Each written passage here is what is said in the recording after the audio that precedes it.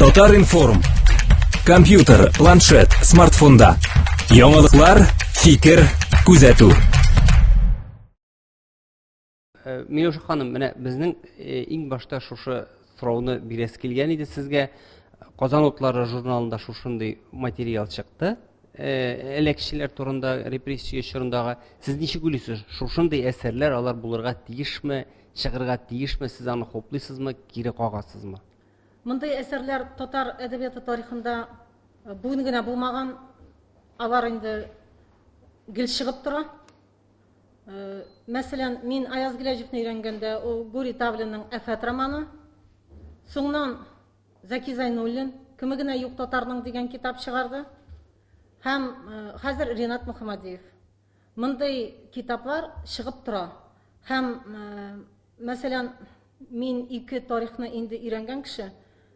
Хади Такташ, Гадел Кутуй, Кави Нажми тарихы, 20-нче еллар әдәби, шундый сары тарих. Һәм Аяз Гиләҗев, Гури Тавлин, Мәҗит Рафиков. 90-нчы елларда Купкан Пауыш һәм роман чыгарыла, һәм Аяз абыны менә элекше дип чыгаралар. Бу тарихны да мин 11 ел өйрәндем һәм нукта куйдым. Бу роман чыккач, мин Нақи сәнбәт тарихына кысылырмын дип уйламаган идем. Кәйфем нык кырылды, чөнки тактика, авторларның тактикалары бер булды. Мин инде өйрәнгән тарихларда. Һәм мин көттем, татарның асыл егетләре, ирләре күтәрелеп чыгарлар дип, Нақи сәнбәтнең тарихын, менә фикерләрен нык итеп әйтергә менә бу тарихка карата. Ләкин инде хәзер 5 ай узды, бер кеше эндәшмәгәч, репликалар гына биргәч, һәм мине чакырдылар Язучылар союзына бу романны обсуждениесына. Һәм мин бу обсуждениесенең атмосферасын күргәч, үземә сорау бирдем. Туктале, бу тарихны өйрәнергә кирәк, чөнки имеш-мимешләр белән тарих тулган, фактларга таянып сүз йөртү юк. Тарих, милләт тарихы 100 еллык имәннәр өстендә тора. Менә бу безнең Хади Такташны алсакмы, Аяз Гиләҗевне алсакмы, мәсәлән, мираста фашистлар Муса Җәлилне, Казан утлары Хади Такташның яңа концепциясын бастырып чыгарды быел. Хәзер Нақи сәнбәт. Мин инде хәзер Аяз абыйның тәрҗемәсен чистартып утырганда, Балта кем кулында романы үземә сорау бирдем. Балта кем кулында һәм кем башына алдагы көндә төшәр?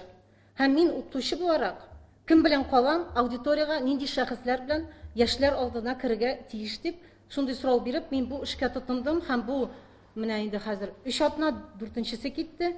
Мин архивларда эшләп, фикер тупладым, менә бу тарихка карата. Һәм бүген мин тамашачы белән инде аралашасым килә, нинди документларны мин таптым. Менә романга карата, романда 2 тезис әйтелә инде дә. Мин курыкмыйм, Нақи сәнбәт дип әйтергә. Әйтләр миңа Юлдыз Нақиевна сезне судка бирә дип. Ләкин мин шулай дип уйлыйм. Мин фән белгече. Һәм Аяз Гиләҗев бар, Хади Такташ бар, Нақи сәнбәтләр, алар гаилә әгъзалары гына түгел. Алар безнең милләт хадимнәре, асыл сөякләре. Һәм мин фән белгече буларак, аларны яклап чыгарга хукукым бар дип саныйм. Һәм шуның өчен курыкмыйм, Юлдыз Нақиевнага минем чыгышым шомаса.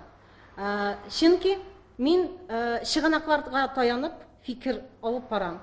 Романга килгәч, роман миңа башта мин аны бик кызыксынып укыдым. Чөнки Ринат Мөхәммәдиев инде соңгы буын прозаиклар дип мин кабул итәм инде. Матур телле, бик кызык кына аның беренче өлеше башланган, ләкин ул роман түгел. Бу мин аны обрамленный повесть дип әйтер идем. Ике тарих кертелә Нақис биографиясына, Җамал Валиди һәм Нигъмәт Хәким тарихы. Мин Нигъмәт Хәкимне очраклы хәлдә генә беләм, идегәй мәсьәләсе белән генә. Менә Җамал Валидиның биографиясын, аның эшчәнлеген нык өйрәнгән кеше мин, чөнки 2 мәкаләне редактировать иттем Татарика өчен, һәм шуның өчен бу миңа тарих чит түгел иде. Һәм мин бу тарихларда хаталарны күрдем. Һәм мин ачыктан-ачык Ринат абыйга сораулар бирдем. 2 тезис романда әйтелә, Нақис дигән, нақислек яла ягу инде дә, донос язу. Һәм Нақис ул безнең фән белгече, үзенең карьерасын ясый, кешенең иҗатын урлап. Берсе хезмәтендә Җамал Валидинның бу безнең мәкаләләр, энциклопедик сүзлек, а икенчесе инде безнең Дастан Идегәй тарихы. Менә бу романда 2 тезис. Бу тарих хәзер генә тумады. Мин аспирант чорда, әле укыган чорда, 90-нчы елларда, мин 93-нчы елда институтны бетердем, 93-тә кирдем аспирантурага, Токташны өйрәнә башладым. Һәм инде шунда документлар чыга башлады. Менә бу чор турында. Андар инде минем бәхетемә каршы Гадел Кутуй буенча учебный пособие чыгарга бирделәр миңа. Һәм мин шунда җидегән оешмасы белән, аның менә бу эшчәнлеге белән танышкан идем.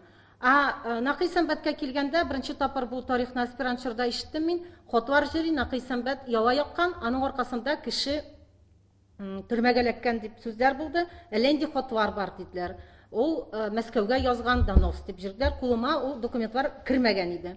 Андан мин соңыннан укыдым Гасырлар авызында Мәсгуд Гайдутдиновның мәкаләсен, архив хезмәтчесе белән чыгарган. Анда допрос Гадел Кутуй һәм Нақый Сәмбәт. Миңа бу тарих кызык булды, чөнки Гадел Кутуй белән Токташ бик якын дус булдылар. Һәм мин бу документны кызыксынып укыдым, бер өлешеңенә миңа кызык иде ул. Токташ Кутуйга син минем канатым дип эндәшкән. Токташның әсәрен, җир улары трагедиясын, урлыгын Гадел Кутуй әйтә, исемлектән алып атырга кирәк дип. Бу мине бик шаккаттырган әйбер иде. Ләкин мин җавапларны Амирхан Еники хатирәсендә таптым да тынычландым, бүтән бу тарихка кирмәгән идем. Соңнан Нәрсә дип яза Амирхан Еники? Амирхан Еники Кутуйны җидегән эшеннән чыгаргач, инде аларны бит чыгаралар, ул бит эш юкка чыга, Мәскәүгә килеп җитә дә 8 айдан соң. 8 ай татар җәмгыяте үзенең асыл язучыларын тапты. Контрреволюцион оешма, вредительләр дип чыгалар, анда бу мәкаләләрне бөтен дайджест кебек басып чыгара Мөхәммәд Магдиев һәм Валиев Казан утларында бер мәкалә. Анда бөтен прессаны анализлап алар 92-нче елда чыгаралар. Андары бу турда укысыгыз килсә, бар китап Фуат Галимуллинның докторский, ул анда аны язып чыга. Менә мин бу чыганакка таянып әйтәм инде, мин анда укыдым Нақый Сәмбәтнең язучыларга характеристикаларын. Әйе, бик шундай үткен телле, куркыныч, бүгенге күзлектән карасаң, ул характеристикалар бик куркыныч күренә. Әле мин Аяз абыйга каршы язган мәкаләләрне укып та, аларны куркыныч дип бәялим. Дип шулай дип карыйм, чөнки мин 21-нче гасыр кешесе буларак карыйм бит бу чыганакларга. Һәм шуннан инде икенче чыганак миңа соң булса да 1 ел элек кирде. Менә бу Юлдус Исәмбәтнең китабы «Насколько правдива критика». Нәрсә өчен бу китапны эзләдем?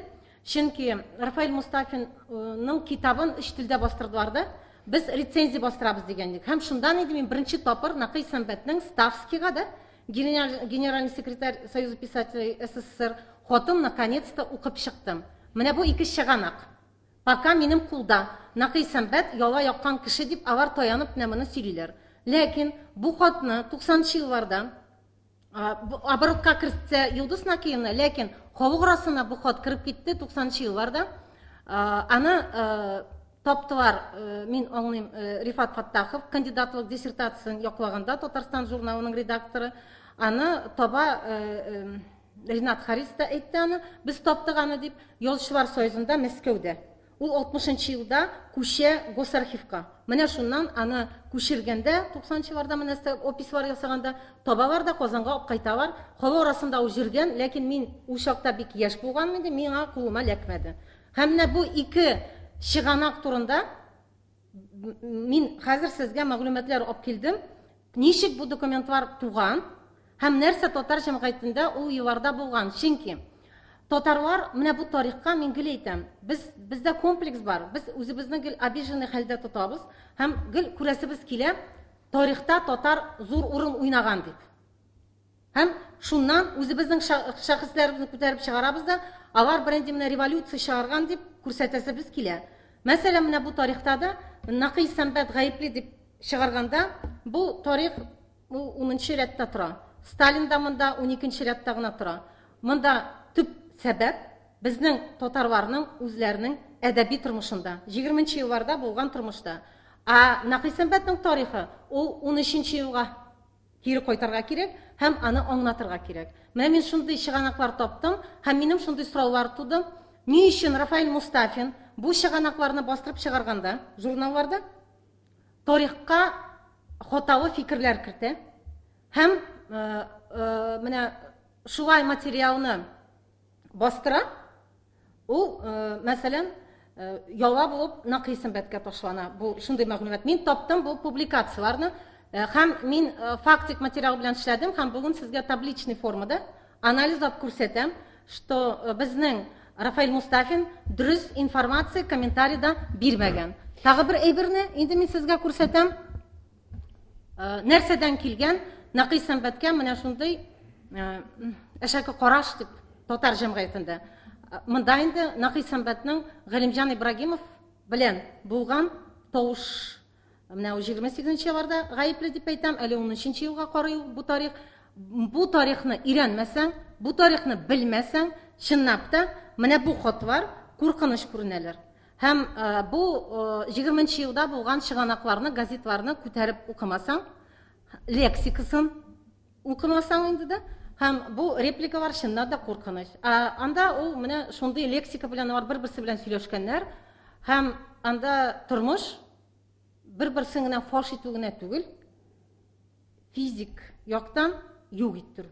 20 елларда менә шундый әйбер булган 30 елларга алдан әле ул менә бездә башлана ул.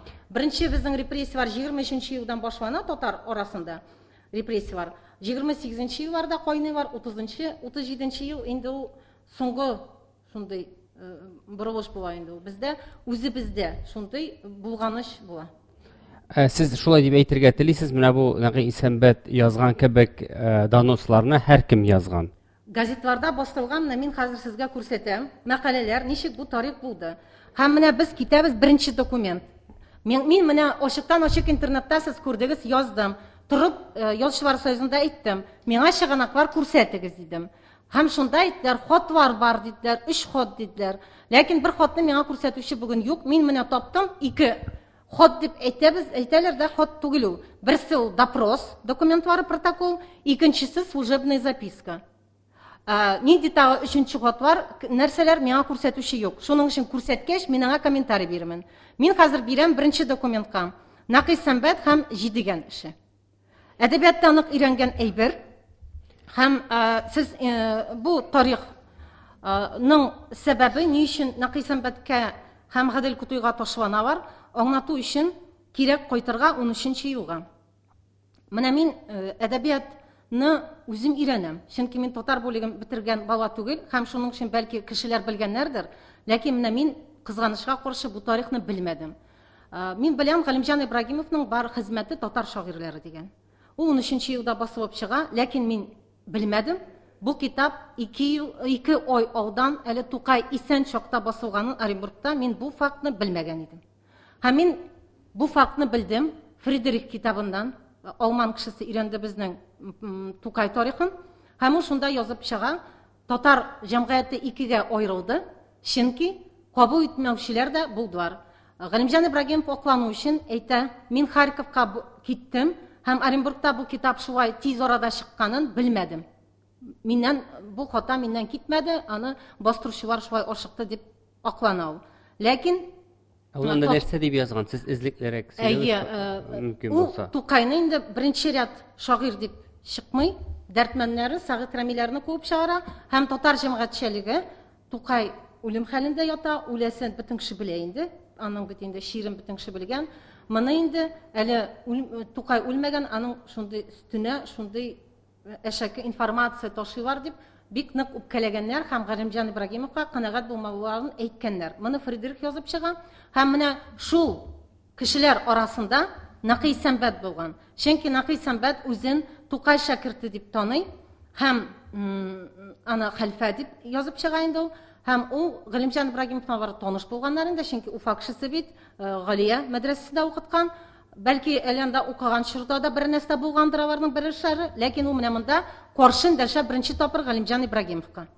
Һәм үчен Галимҗан Ибрагимовтан соңнан ала. Галимҗан Ибрагимовның юбилее була, 40 яше туланың да. Һәм 28нче елда Накый Сәмбәт Уфа газетында бастыра мәкалә. Галимҗан Ибрагимов әдәбияты дигән.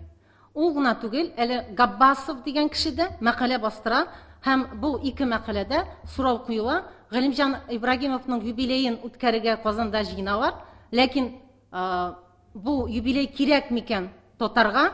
Татарлар гел юбилей бар белән маугалар дип, алар менә шундый кискен тәнкыйть белән чыгалар татарларга каршы.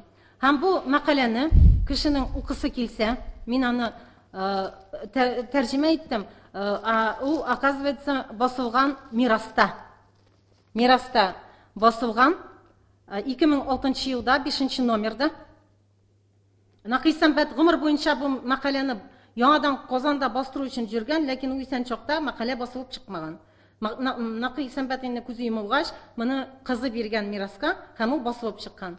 Әмма ләкин безнең бу чыганак Галимҗан Ибрагимовның биографиясында ни Хасанов чорында, мәсәлән, монография чыкты. Ләм бер сүз юк бу тарих турында, бу тавыш турында. Һәм менә мин хәзер соңгы монография Дания Загидуллина бастырып чыгарган 2017 елда. Һәм бу тарих турында да ләм сүз юк. Ни өчен без бу тарихка ачык күз белән карамыйбыз, мин аңламыйм. Аны белергә кирәк. 28 елда булган хәл бу.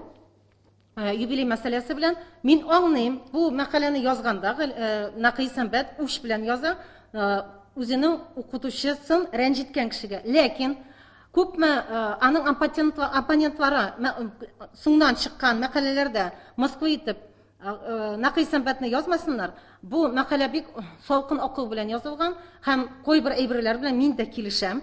Кайбер кешеләр аңламаганнар, менә шундый характеристикалар бирә. Галимҗан Ибрагимовка Нақый Сәмбәт бер генә әйтәм, күп тормыйм бу мәкаләдә, ул анда бөтен әсәрләрен аның анализы, Алаша язучысы дип характеристика бирә ул. Галимҗан Ибрагимовка кешеләр аңламыйлар. Бу фольклор кеше күзлегеннән әйтелгән әйбер. Чөнки фольклорда, менә җәнлекләр турында әкиятләрдә анималистик приемнар да, ул эпизациясының бер принципы була. Һәм менә шунда бу Нақый Сәмбәт әйтә инде. Галимҗан Ибрагимов атларына бик нык белә һәм ул аларның индивидуаль портретларын төзи ала дип аңлатып җибәрә, типлар төзи дип. Ә менә яшь йөрәкләрдә социаль типларны итә алмаган дип әйтә ул. Бу мәкалә Уфада басылып чыккач, бомба кебек яңгырый татар дөньясында, чөнки инде башкорт татарлары дип инде юбилейны бозалар дип кабул итә татарлар, а бит юбилей безнең театрда уза, бөтен төрки дөнья килә бу юбилейга. Һәм, естественно, башлана кампания. Нақый Сәмбәтне фаш итүдә, һәм Габбасовны фаш итүдә. Татарлар, алар арасында Кавы Нажми бастыра мәкалә. Бер бозык чыгыш турында, безнең ел 28 ел 3-4 номер. Тауфик Янаби Казанга барып кайткач дигән Башкортстан газетында 28 елда 25 мартта мәкалә чыгара. Габбасов чыгара 2 тәнкыйть турында ответный мәкаләсен татарларга. Нигмати матбугат һәм әдәбиятка юлбашчылый авыру яклар дигән мәкалә бастыра. Менә Нигмати, Кавы Наҗмиләр, Янабиләр Галимҗан Ибрагимовны яклап чыгалар. Һәм алар бу Нақый Сәмбәтнең һәм Габбасовның мәкаләләрен анализ дип, әдәби тәнкыйть дип кабул итмиләр, фельетон дип кабул итәләр. Һәм мин аның сәбәбен аңладым, чөнки Нақый Сәмбәт Сәнәк журналында, безнең Чаян кебек журналда Галимҗан Нигматиләргә һәм башка язучыларга, оказывается, карикатуралар чыгарып торган. Һәм язган шундый метки шигырьләр, фельетоннар һәм рәсемнәр. Мин әле аларны тапмадым, минем әле вакытым җитмәде, кулым җитмәде. Һәм үпкәләүләр күп булган иде бу кешеләр арасында. Һәм Нақый Сәмбәтне иң кызыгы нәрсә? Менә монда без бәяләү табабыз. Кем булган ул Нақый Сәмбәт? Мәсәлән, шул Кавы Наҗми 20 елда классификация ясаганда татар язучыларына Нақый Сәмбәтне беренче группага кертә һәм мистик, романтик шагыйрь дип, буржуаз психологиялы шагыйрь дип атый аны 26 елда. Ә менә инде Галимҗан Нигмати усалланып, аның хәзер инде монда Нақый Сәмбәт кебек Галимҗан Нигмати аның укытучысына кул күтәрделәр дип кабул итә бу тәнкыйтьне. аңлата кем икәнен безнең Нақисәмбәт ул юлаучы, попутчик. Һәм без аңа исправлениегә вакыт бирдек. Ул басмады бу юлга, ялгыш юлда йөри, совет властен гел тәнкыйтьләп, мыскыл итеп социалистик стройкаларны һәм Исәмбәтовщина дигән термин кертә. Юк итәргә кирәк бу Исәмбәтовщина дип. Исәмбәтовщина сез инде аңлыйсыз, шин дигән суффикс группа шина турында сүз алып барабыз. Без онытырга тиеш түгел. Әле безнең татар дөньясын шарт иткән тарих бар ул. Сәгыйть Султангариев шина дигән ярты ел элек кенә, Сагидулов шина дигән бөтен обком кешеләрен кырган тарихлар үтте. Исәмбәтовщина дигән сүз бу инде стенкага кую дигән. Аны менә кем менә сорый аласыз, кем бу источникларны нык өйрәнгән? Фуат Галимуллин, Талгат Галиуллиннар бу чорда исән кешеләрне кем өйрәнгән? Зуфар Рамиевлардан сорый аласыз. Бик куркыныч чор, менә монда шиннар белән куллану, бик куркыныч әйбер. Менә мин анларны барның оригиналлары да бар, минем Уфадан миңа фотография белән җибәрделәр, тәрҗемә иттеләр. Хәзер инде гарәп шрифтыннан. Менә мондый мәкаләләр басылып чыга. Габбасов җавап бирә бу ике тәнкыйть мәкаләгә һәм үзенең фикерләрен аңлата. Без Галимҗан Ибрагимовны фош итәргә уйламадык. Безнең өчен менә точка отсчета буларак Серафимовичның сүзе булды. Серафимовичның да юбилее үткәрелә, ул зур язучы бит, ул чорда инде Серафимович әйтә язучыларга: "Миңа 66 яшь тулган турында сез сүз алып бармагыз минем юбилейда. Сез минем турыда тәнкыйть әйтегез. Әле мин исән һәм минем көчем бар, бу җитешмәслекләрне үзгәртергә." Һәм без менә бу тезиска таянып, Галимҗан Ибрагимовта үстергә теләдек һәм бу фикерне әйттек, ни өчен сез бай кабул иттегез дип Башкортстанда булган татарлар җавап бирә инде. Ләкин инде менә бу 28нчы елдан Галимҗан Нигъмати личный враг Галимҗан Ибрагимовның. Һәм аның ничек үчен кайтарырга әзерләнү эше алып барыла. Һәм мин таптым архивта Галимҗан Ибрагимовның хатын Кави Наҗмига. Ул инструктив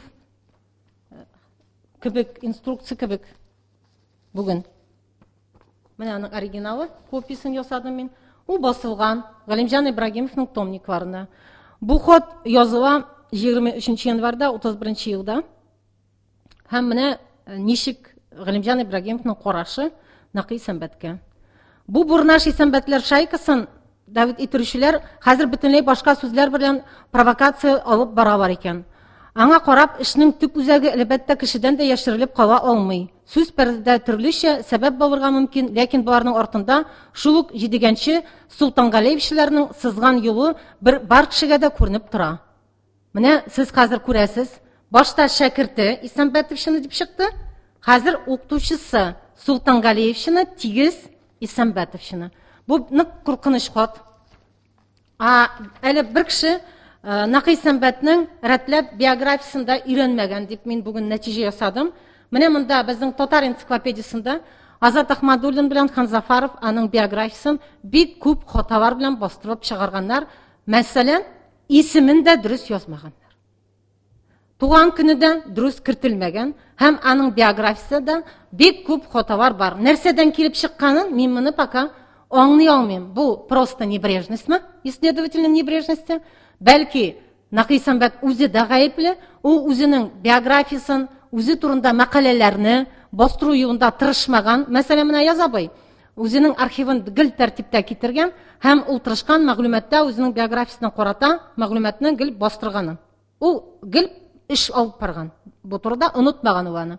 Һәм нинди генә тәнкыйть булмасын, мине ошаучы тәнкыйтьчеләр дип папкасы булды аның, аны теге яратмаганнар, яраткан кешеләрнең дә аның менә өенә керсәгез, бөтен нәрсә тәртип. Әдипләр бездә дә һәм Башкорт энциклопедиясына да бу хаталар күчеп килә. То есть без бүгенге көнне Нақисәмбәт ул безнең өчен загадка, табышмак. Без аның исем фамилиясен каян чыкканын төрле миш-мимешләр белән йөртәбез. Мәсәлән, миңа кем шундый шулай дип әйттеләр. Син нәрсә? Ул бит үзенең атасыннан баш тарткан кеше. Аның әтисен Кулак дип чыгаргач, Благовещенскийга күчкәч, ул бит үзенең Закиров фамилиясеннән баш тарткан кеше. Исәмбәтов прозвище алган кеше бит ул дип, миңа шундый әйбер әйттеләр. Һәм менә мин бүген сезгә күрсәтәм документ. Ачыктан ачык күрсәтә торган алай булмаганлыгын. Каян бу тарих килгән? Менә мин Уфадан справка алдым. Нақи Исәмбәтнең туган турында метрикада ничек язылганын. Мулла бу метриканы тутырган әтисе була. Әтисе булгач инде Токташны кебек армиядан сакласы килә. Һәм шуның өчен Нақи Исәмбәт безнең сентябрьдә туган. 1899 елның сентябрендә. Ләкин әтисе bir елга булса да призывны артка калдыру өчен язып чыга 22 декабрьдә Ахмед Наки Сиразетдинов родился 1899 года 22 декабря. Запись номер 29. Менә чыганакларны бик дөрес укырга кирәк. Менә монда номер туа 29-да, дата туа 22 декабрь. Тагы бер справка килде, тагы да шул әтисенең әтисе белән язылган Ахмед Наки Сиразетдинович Закиров. То есть туганда әтисе аны үз фамилиясына язган. Ахмед Наки Сиразетдинов Сиразетдин малайы Закиров. Кошан туа Исәмбәтов. Исәмбәтов дигән кеше туа безнең 16 яшьтә Накыйга беренче паспортын ала. Һәм үзендә шулай дип яза үзен. Менә аның кул куйган. Һәм паспортта күрә алабыз. Заполнение. Ахмед Наки Сиражетдинов Исәмбәтов.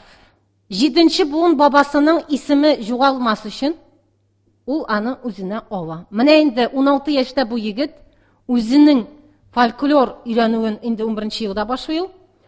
Бабасының исемен кайтара гаиләгә һәм яңа сулыш бирә бу фамилияга. То есть безнең Нақи Исәмбәт әтисеннән баш тартмаган, ул үзенең нәселен алга таба парасы килгән һәм действительно әтисен кулак дип чыгаралар 30-нчы елларда һәм Благовещенскийга ссылкага җибәрәләр. Һәм шунда менә минем тагы да хөрмәтем Нақи Исәмбәткә үсте. Чөнки мондый тарихны мин Аяз Гиләҗевтә биографиясендә күргәнем бар. Нақи Исәмбәткә сол башырга әтисе өенә килә Уфага. Һәм кундырта әтисен өендә Нақи Исәмбәт. Идарә әгъзалары Нақи Исәмбәт өстеннән жалоба язалар. Һәм Нақи Исәмбәтне сез беләсез бит инде ушырда әтидән баш тартырга дип шундый заседание үткәрәләр. Нақи Исәмбәт, әйе, мин әтине өйдә кундырдым.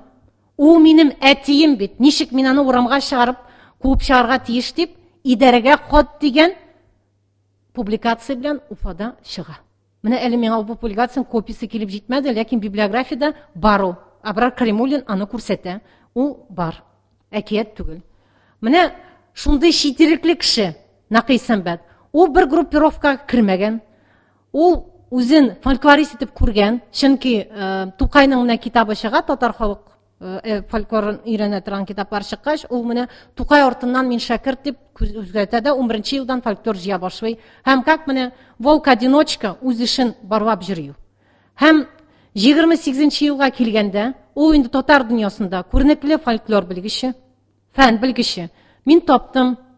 Мен әйтләр, бит Нақи Исәмбәт кешенекен урлаган дип чыгабыз икән без. Без чыганак белән моны капларга тиешбез. Мәсәлән, алай булмаганын, менә урламаганын мин сезгә күрсәтә алам. Менә бу татар мәкаләләрен бер кешедән урламаган, ул аны үзе җыган, кеше чыганакларга таянган һәм моны күрсәткән. Менә китап артында ачып күрсәгез, 2 биттә кемнән алган бу мәкаләләрен Нақи Исәмбәт күрсәткән. Мәсәлән, 4-нче позициядә В хәрефе белән бөтен мәкаләләр монда чыраган В хәрефе белән. Җамал Валиди хезмәтләре дигән, шуннан алынган дигәнен күрсәтә Нақи Исәмбәт. То есть, менә ул фән кешесе буларак үзенең фәнни инструментарийын дөрес оформлять иткән һәм күрсәткән.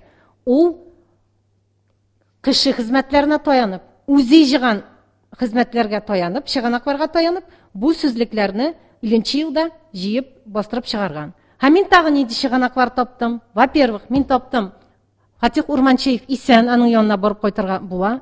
Мин бармадым, ләкин мин аның хезмәтендә укыдым. Нақи Сәмбәт 11 елдан балалар фольклорын жиған, һәм 40 елларда ул беренче фәнни сборник шығара дип бәйлеу бу эшне балалар фольклорын. Һәм 11-13 елларда үзенең авылында балалар фольклорын жиған дип әйтә. 20 еллардан башлап 40 елларга Башкортстан, Татарстанны аяк белән жүргәннәрен әйтеп китә. Һәм 40 елның башында Сибиргә барып кайтуын раслый моны Фатих Урманчеев. Һәм әйтеп китә, 28-29 елларда Нақи Сәмбәтнең Идегәйне язып кайтуы турында фактны мин укыдым. Менә бу китаптан Фатих Урманчеев мәкаләсеннән. Ләкин мин әле таптым архивта кул язма, анда расписка. Идегәй чыганагын кабул итә фәнни бүлек. Нақи Сәмбәт апкайта тапшыра бөтен әйберне распискалар белән тапшырдылар фольклористлар ул елда. Андары мин башкорт тарихчыларының хезмәтләрендә Ергин дигән хезмәтләрен таптым. Менә бездә 20 елларда пединститут нигезендә, Восточный педтехникум нигезендә академ центр төзелә. Галимҗан Ибрагимов, Җамал Валдиләр анда эшлиләр, Сагдиләр эшлиләр. Башкортстанда да андый академ центр кебек төзелә оешма, Общество по изучению Башкирии. Һәм шул 28 елда менә мин таптап чыганак, Нақи Сәмбәт инде Башкортстан комиссиясендә экспедициядә түгел, Академия наук, Мәскәүнең Академия наук инде экспедициясенең әгъзасы булган справка таптым мин. Алар Башкортстанда җыялар фольклор. Менә точка отчета минем өчен менә Фатих Урманчеевныкы бар, менә мин таптым чыганак справка Нақи Сәмбәткә бирелгән, что син һәм менә мин якшәмбе көненә таныштым Юлдыз Накиевна белән. Без 2 саат кына сөйләштек, чөнки ул кеше һәм мин аңа сорау бирдем. Юлдыз Накиевна фикеренчә, әтисе 30 елда менә энциклопедияда Казанга 29 елда килде дип раслыйлар. Безнең фән белгечләре дөрес түгел. 15 февральга кадәрле Нақи Сәмбәт Уфада укыта, техникум искусств, театральный техникум, неофициальный дип әйтәбез инде, татар әдәбиятын.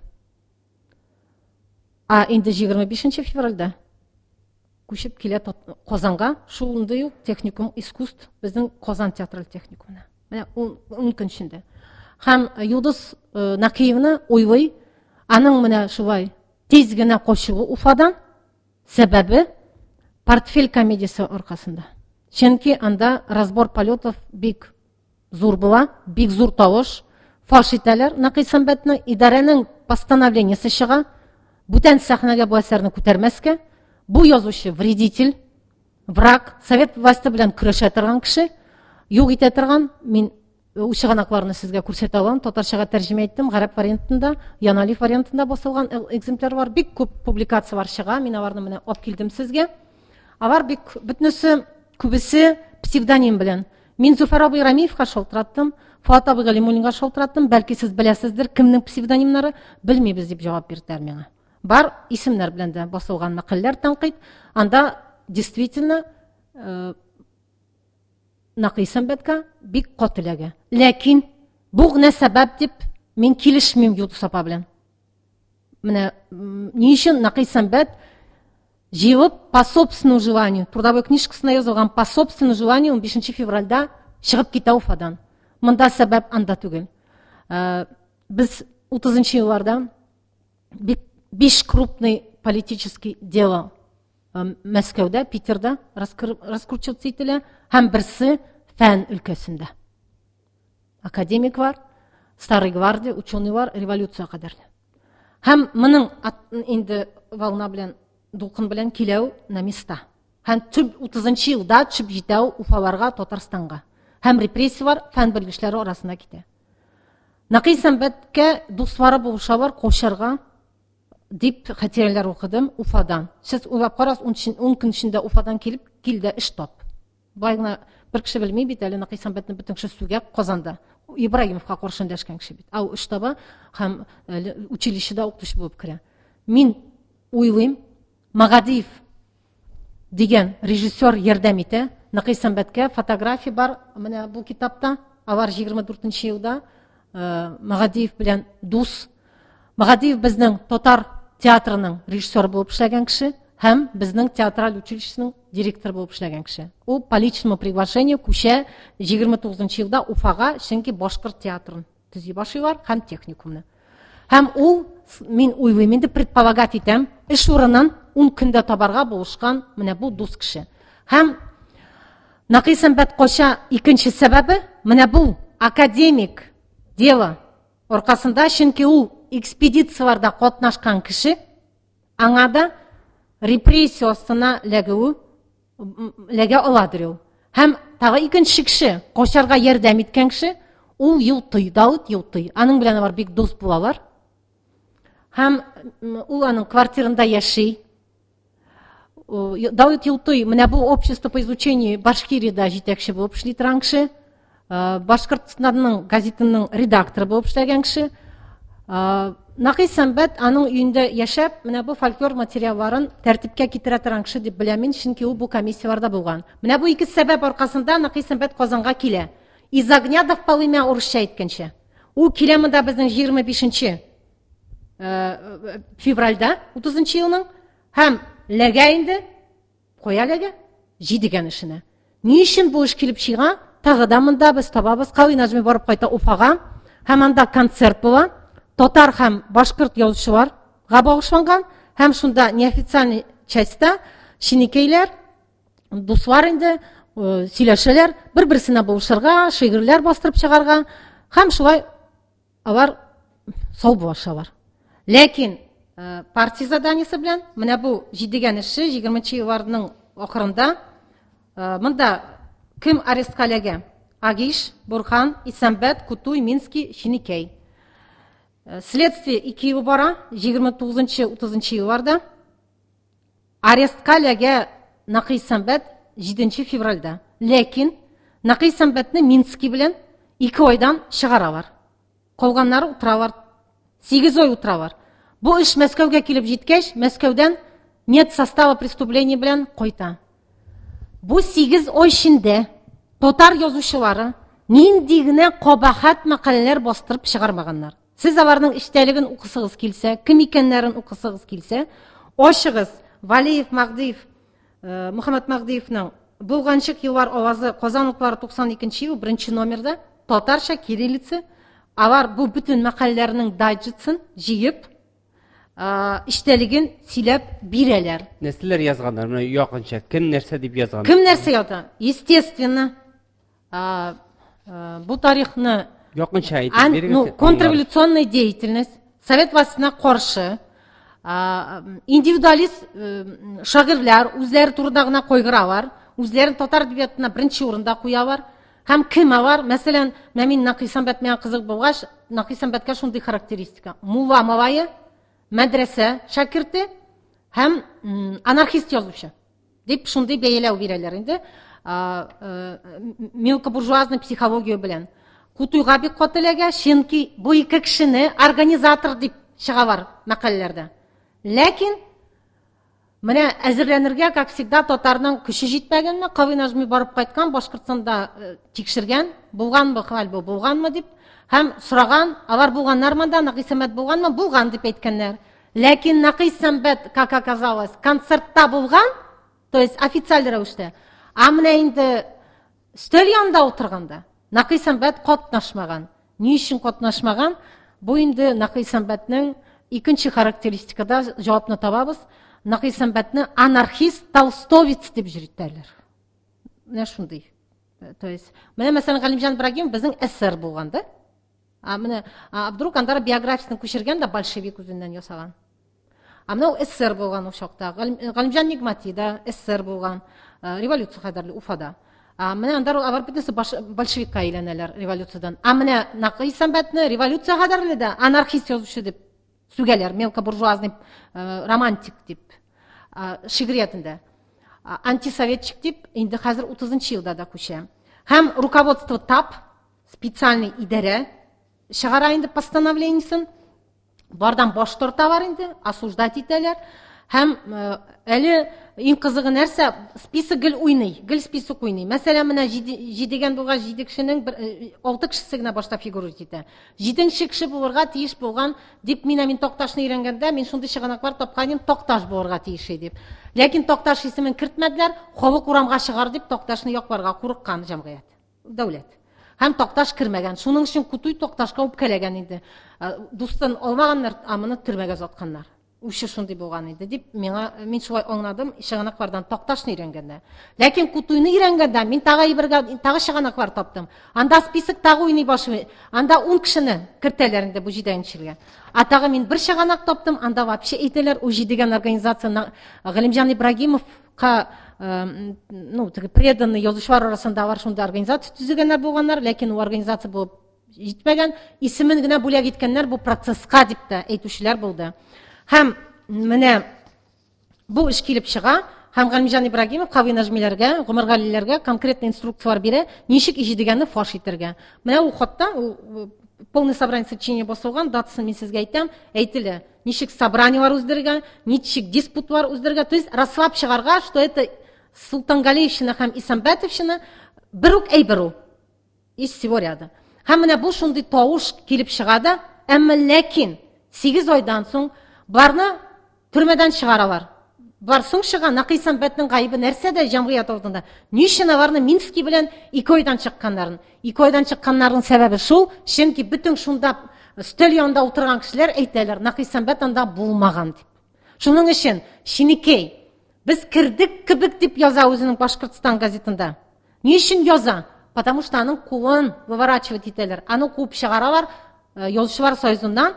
Һәм менә Ахунов, Азат Ахунов үзенең мәкаләсендә әйтә, имеш аңа Кавый Наҗми условие куя. Син фашистан җидегәнне без сине кире алабыз. Бер чыганакта язалар Галимҗан Нигъмәтинең сүзе дип ул. Ансын белмим, чөнки бу имеш-мимеш. Ләкин Шинекей беренче Башкортстанда мәкалә чыгара һәм фашиста җидегәнне. Ул то есть точка отчета һәм андары китә бик күп мәкаләләр һәм татарлар белән үзләрен изә, әллә нинди сүзләр, әшәке сүзләр, бик каты, фашистки дигән сүзләрдән кулланалар лексика. Шуның өчен Нақи Исәнбәтнең аның сүзләре чагыштырсаң бер үк лексика. Монда просто группировкалар бер-берсе белән сатлашалар.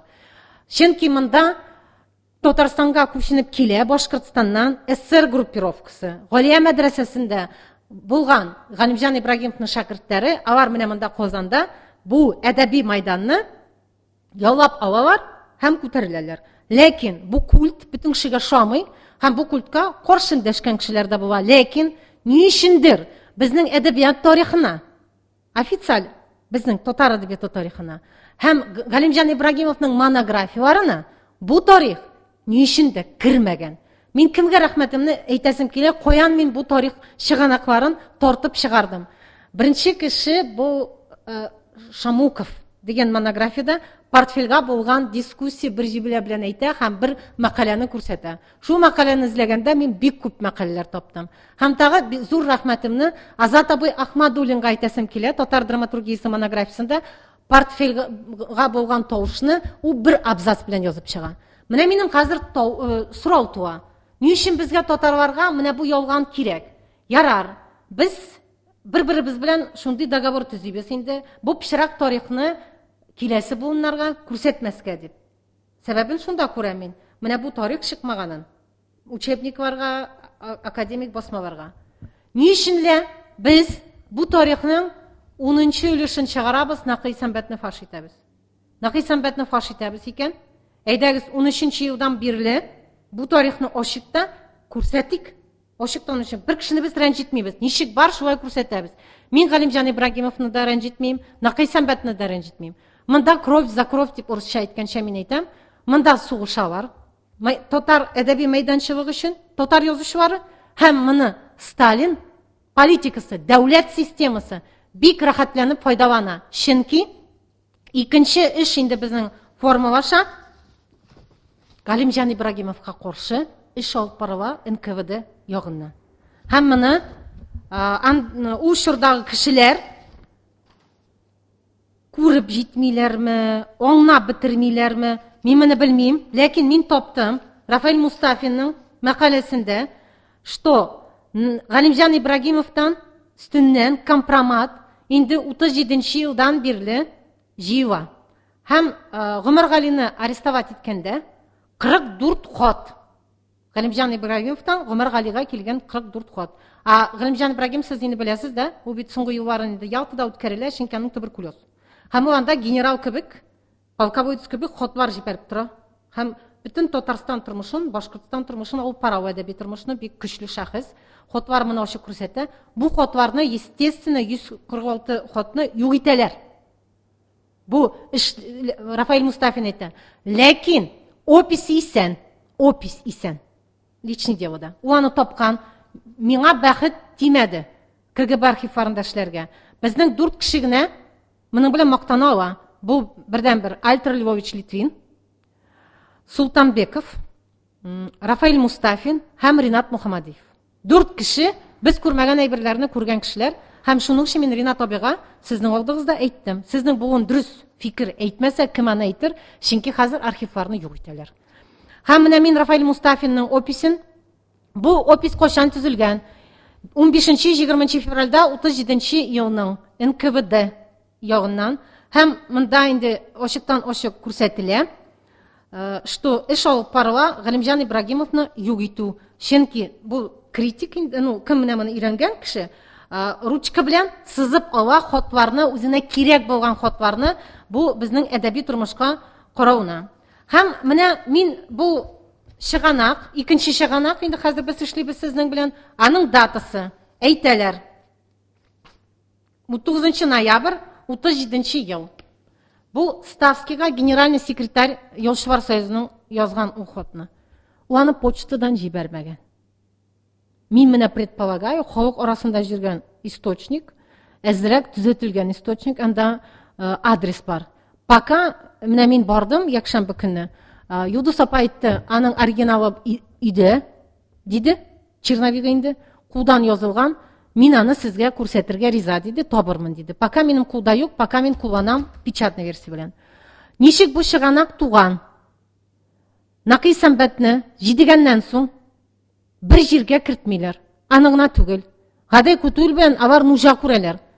Накый Сәмбәт эшли Спартак дигән фабрикада дворник булып. Ләкин моны да күп сенәләр. Безнең язучылар экскурсия килгәч, шунда дворник итеп Накый Сәмбәтне күргәч, директорына керәләр дә, враг народыны ник монда керттегез производствога дип, күп чыгарыгыз, Накый Сәмбәтне 1 сәгатьтә эштән куалар.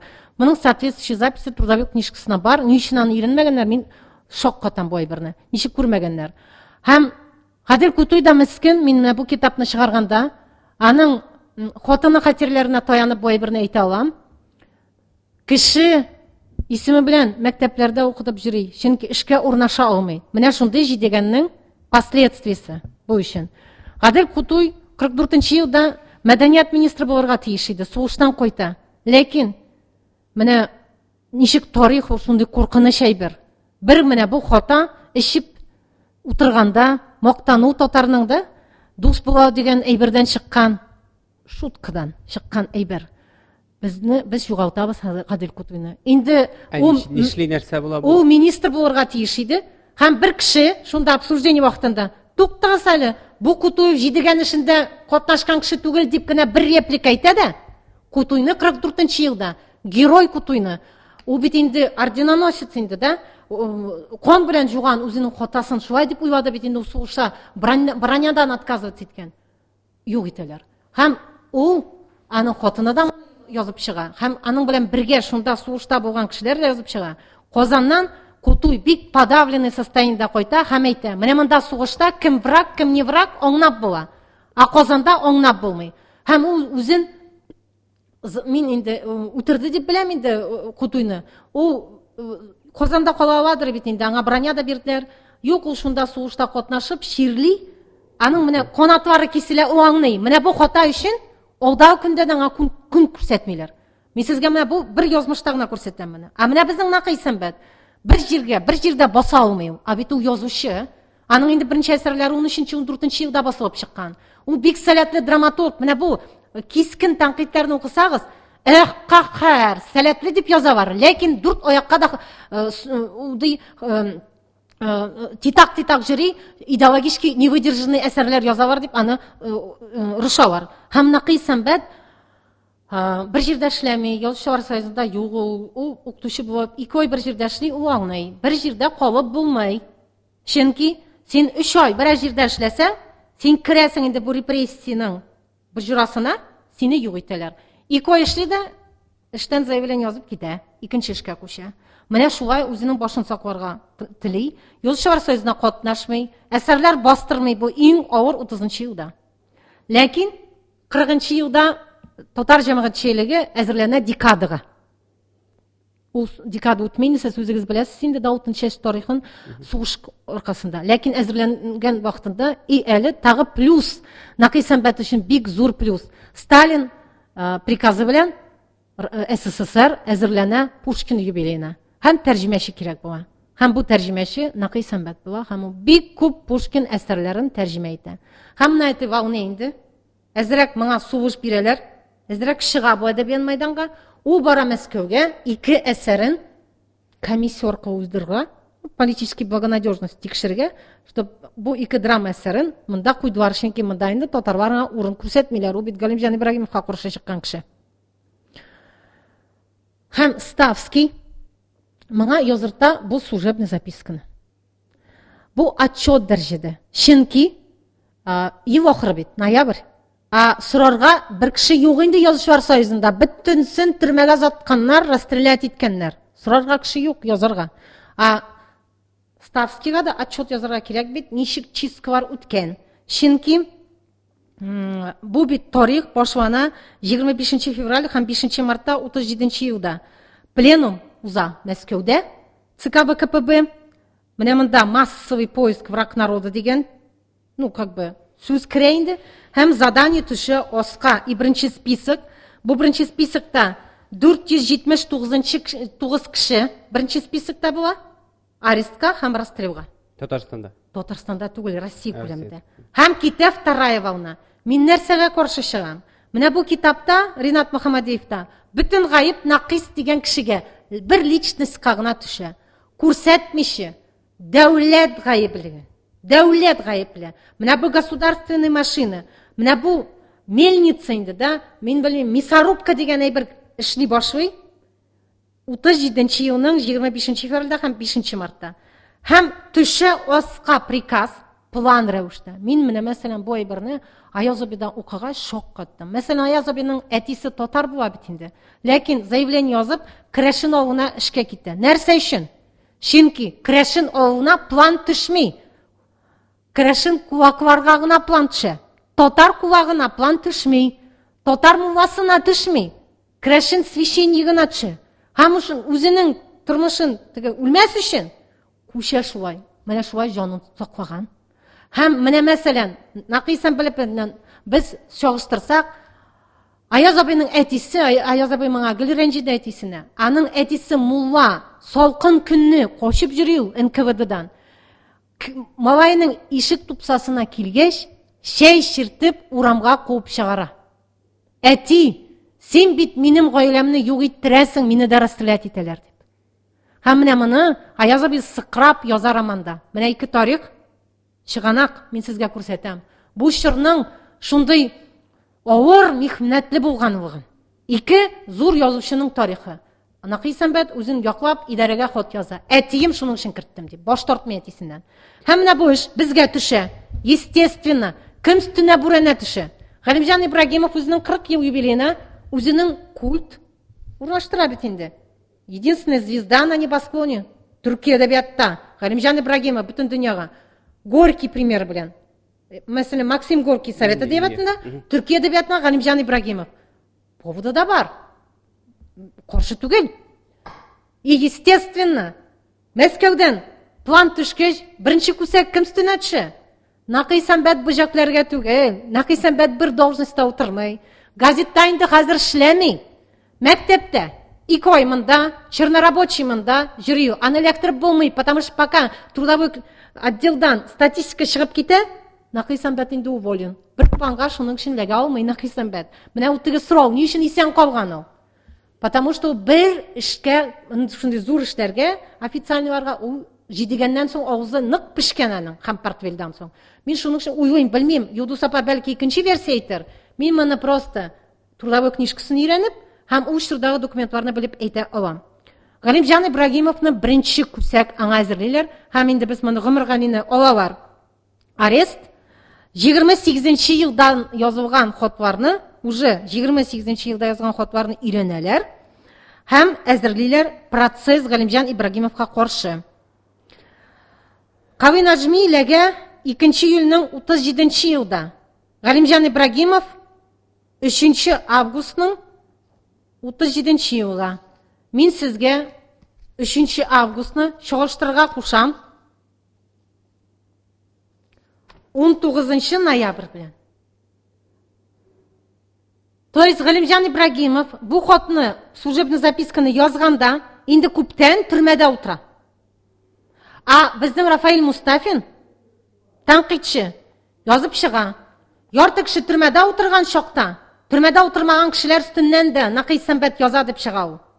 Һәм беренче скобкада фамилия күрсәтә, әле Галимҗан Ибрагимов төрмәдә утырмаган дип күрсәтә Рафаил Мустафин.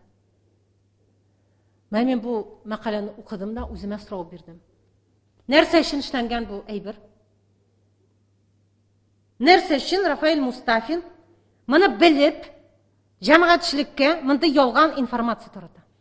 Накый Сәмбәт бу язган вакытта Галимҗан Ибрагимов өстеннән Галимҗан Ибрагимов һәм башкалар күптән инде төрмәдә утыралар. Һәм аңа бернинди зыян ул китерә алмаган дип саныйсыз сез, әйме? Уже зыян китереп булмый, чөнки менә моны табар өчен мин бит менә инде 12 ел Аяз абыйның архивын актарган кеше буларак сезгә әйтә алам. Җавабын эзләргә ерак кирәк түгел. КГБ архивларына җөргә кирәк түгел. Бар интернетта единая книга памяти заключенных по всей России. Шунда кертелгән книга памяти Татарстана. Һәм башка регионнарның шундый списоклар кертелгән. Һәм мин сезгә күрсәтәм. Мин бит фән белгече. Һәм шуның өчен математика формула белән эшлим, бер кешенең эмоциясына карамыйча. Хәтта мин барып кайттым Галимҗан Нигъматиның кызына, Йылдыз Накыевна, Йылдыз Нигъматуллинага барып кайттым мин. Аның версиясын тыңладым, Галимҗан Нигъмати кызын. Кичә менә воскресенье көнне мин тыңладым версиясын Накый Сәмбәтнең. Әйтегез инде. Менә мин төзедем, менә мондый таблица 33 кешедән. 33 кеше упоминается менә бу хатта. Бу таблицаны мин сезгә калдырам, сез үзегез нәтиҗә чыгарырсыз. Исем, фамилиясын, кем булганын 30 елда, кайчан арестовать иткәннәрен, датасын, обвинение кайсы көнне чыгарганнарын һәм приговор кайчан чыгарганнарын. Һәм сез күрәсез, бу хат язганда инде бу кешеләр яртысы расстреляны, приговор инде чыгарылган. Күптән арест чыгарганнар һәм кем ләкмәгән бер нәрсә булмаган ул кешеләргә. Мин ул кешеләрне күрсәттем прочерк белән. Мәсәлән, мен монда Мәхмүд Максутны Рыша Нигъмати. Ул төрмәгә дә ләкмәгән. Аның беренче приговор бер нәрсә юк аның турында. Муса Җәлилне Рыша. Мәсәлән, менә бу Муса Җәлилдә Ринат Харис чыгыш ясаганда әйтте, менә Муса Җәлилгә бүрәнә күтәрде дип Накый Сәмбәт донос язды дип юк итергән Муса Җәлилне. Ул аны яза Руша инде шигырьләре җибегән, творчествога бик күп вакыт бирми дип инде дә халтурщик дип яза. Менә мин гафу итегез, Муса Җәлил туганнары миңа бәлки үпкәләр дә. Менә мин аның 5 томнигын китап кибетендә бер 10 ел элек күргәч, бер кашан да бит мин аның башлангыч чоры шигырьләрен укыганым юк иде. Без бит нинди китапта тәрбияләнгән булган? Мабит дәфтәрендә. Һәм инде менә безнең юбилейгә карата, шул 5 томны чыгаргач, мин аны ачтым да, сатып булмадым, һәм беренче минем сүзем булды, улпат язучыларга, нәрсә өчен сез бу китапны чыгардыгыз? Чөнки бу шигырьләр 30 елда язылган шигырьләр. Действительно, эпигончина һәм халтура. Ул шигырь түгел. Нәрсәнең сәбәбен дә аңлатам, Муса Җәлил гаеплеме һәм чор гаепле дип мин сезгә җавап бирәм. Муса Җәлилдә талант юк дип әйтә алмыйм мин. Чөнки Токташ үлдем дип шигырь яза 23 елда. Чөнки дәүләт кулларын борып аларга 1000 еллык тарихтан баш тартырга, 1000 еллык поэтикадан баш тартырга, яңа поэтика түзергә дип фәрман төшерәләр. Ул совет эстетика, Демьян Бедный эстетикасы. Һәм, Такташ инде юкка чыга. Ул чорда, менә Гадел Кутуй белән Муса Җәлил үзләренең, как Маяковский әйткәнчә, на горло наступая собственной песни, бөтен укыган белеменнән баш тартып, яңа поэтика төзиләр, яңа шигърият төзиләр. Естественно, бу шигърият бер көндә туа алмый бит. Шуның өчен шундый чүпчар шигырьләр язалар, аларны укып булмый. Һәм Нақый Сәмбәт аны әдәбиятны бик хөрмәт иткән кеше. Мәсәлән, нәрсә өчен дигәндә Нақый Сәмбәтне фаш итәләр? Чөнки Галимҗан Ибрагимовны күтәрмәгән. Беренче урынга проза ягыннан Нақый Сәмбәт, Гаяз Исхакый белән Фатих Амирханнарны күтәреп чыккан дип идарә сүгә Нақый Сәмбәтне. Нақый Сәмбәт үрнәк итеп бу проза кешеләрен куя. Шигъриятта әйтә Габдулла Тукай беренче урынга һәм Хади Такташ. Менә шуның өчен моны сүгәләр. Һәм менә бу таблицаны төзүгәч дә күрдем ачык, что менә бу кагазның мин элек тә белгән идем, что мертвым припарке. Бу кагаз всего лишь отчет. Чөнки Ставский тоже көткән. Аннан сөриләр бит регионнарда ничек эшхал ителә? Бу пленумның решениеларын тормышка ашалармы, юкмы? Ничек анда бара эшләр? Монда всего лишь Нақый Сәмбәтнең аналитик башы кирәк булган, ничек тәртипкә китергә, ничек бу эш барганын. Һәм Нақый Сәмбәт үзенең энциклопедик башы белән инде үз башына шундый характеристикалар яза. Менә шуның өчен инде 90-нчы елларда аны фаш итәләр бу характеристикалар өчен. А на самом деле ул всего лишь явлениене анализлый. Һәм мин сезгә әйтәм инде, бу язучылар Нақый Сәмбәт аркасында төрмәгә ләкмәдләр. Һәм сез аны күрәсез, минем ирем тарихчы. Һәм мин аңа әйттем, Айдар, мин бер таблицаны төзидем дидем. Син аны әйтәм, бер нәрсәгә карамыйсың, мин сиңа бер только исемнәрен күрсәтәм. Бу колонкага. А син миңа язып чак. Аларның политический ориентациялары 20-17 елда нинди булган? Революция кадәр. Кем алар булганнар? Һәм революциядан соң алар, конечно же, я большевик, я инде этот попутчик. Ансын мин беләм. Бысын яз дидем. Һәм Айдар, менә мин сезгә күрсәтсез, мин сезгә аны күрсәтәм. Язып чыкты. Алар бөтенесе эсер булганнар. Уфадан килгән кешеләр Галимҗан Ибрагимов белән. Чөнки Галимҗан Ибрагимов җитәкче булган эсер партиясының. Һәм ике процессның буенча буларны кулга алганнар. Берсе процесс Крестьяннар иттифакы исеме белән бара. Аны сез табасыз энциклопедияда. 33-нче ел процессын барышында бу кешеләрне инде кулга ала башлыйлар. Урысча шулай бу процесс называется. Националистический контрреволюционный повстанческая организация. Крестьянский иттифак. То есть буның процессы 33-нче елда башлана. Кем алына кулга? Менә монда бу исемлектә, Нақый Сәмбәтнең исемлегендә булган кеше. Берсе Сагидулловщина дигән әйбер беләсез, осужден, аны расстрелять итмиләр. Һәм Баимбетов исеме монда фигурирует, расстрелян. Менә бу 33-нче ел. Икенче группировка. Энциклопедия шулай күрсәтелгән. Контрреволюционная троцкистская националистическая террористическая группировка. Абрамов расстрелян. Атнагулов расстрелян. Галимҗан Ибрагимов умер. Касимов расстрелян. Нижмеддинов освобожден. Сагидуллин расстрелян. Софи Казанова расстрелян. Бу группировканы инде считайте, менә бу пленумда, но раскручивать итә башлыйлар уже 28-нче елдан компромат җыя башлыйлар. То есть судебный процесс 3 августта бара, 37-нче елның. Ход язылган ноябрьдә. Менә бу мин сезгә просто нәтиҗә ясыйм, бу таблицадан фән белгече буларак. Һәм бу хатны мин сорадым инде. Ничә тапкыр сорадым, ачык интернетта яздым. Кайдан таптыгыз бу хатны? НКВД архивыннан. Берәр заключенныйның личный делосыннан чыктымы бу хат, как часть обвинительного заключения. Как бы менә әйтмәделәр да, что ул менә тройка вакытында бик подделывать иттеләр эшләрне. Хаус булган дип. Хаус дип ул документларда үзенең тәртибе булган. Приговорның основаниялары да теркәлеп барган делода. Һәм без Нақый Сәмбәтне гаепли дип чыксак, бу донос нигезендәме? Башка доносы нигезендәме? Біз бірәр кішінің личный делосында, КГБ-да болған, мәселен Галимжан Ибрагимов делосында, бұл хотны как обвинительный, как сказать, улика боларак тобарға тиешпіз. Пока меңа мұны көрсетмәділер. Һәм меңа көрсетелер, бұл номер мен сұрадым, КГБ архивында эшләгән кешеләрнең, бұл КГБ архивының номерымы?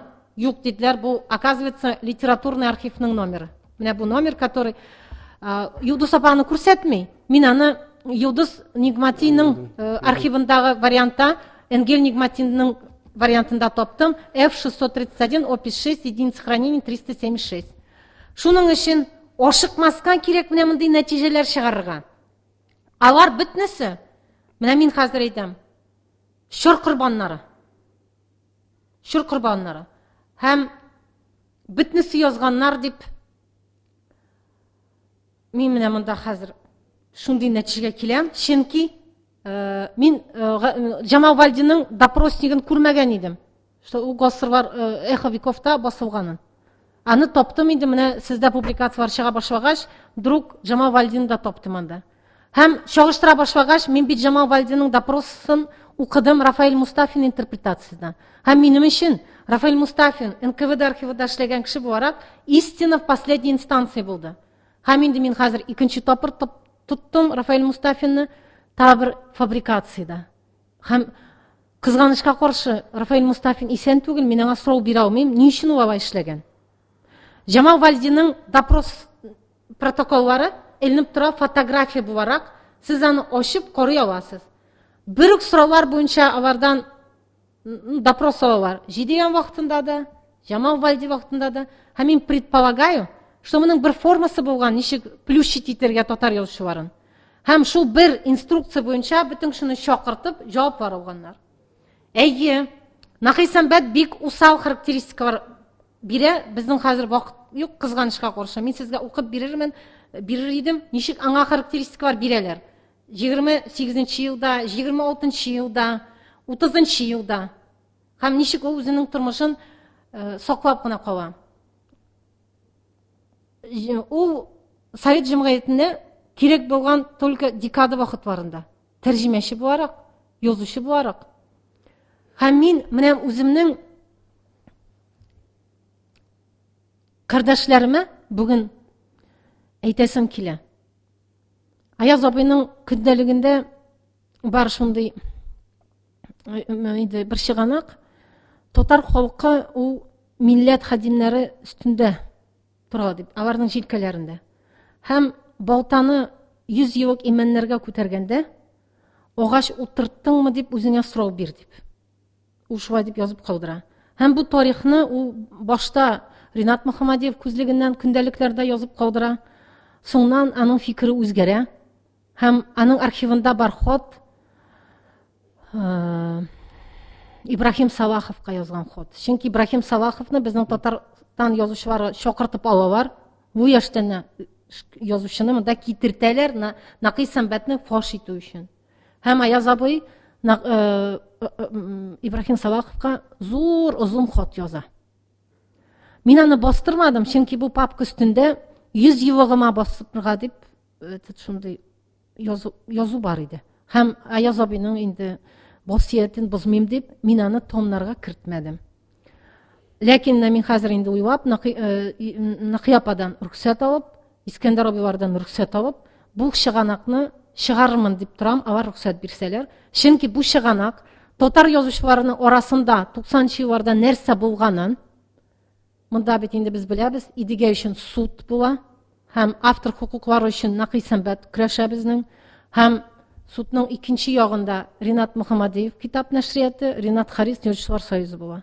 Һәм Нақисәмбәт Мәскәүдә безнең Казанда булган судны челпәрәмә китерә, һәм 3нче инстанцияда автор хукуклары буенча алар җиңеп чыгалар Мәскәүдә, Нақисәмбәт күчерелә Самарага куяты. Мин әле пока миңа допуск бирмәделәр.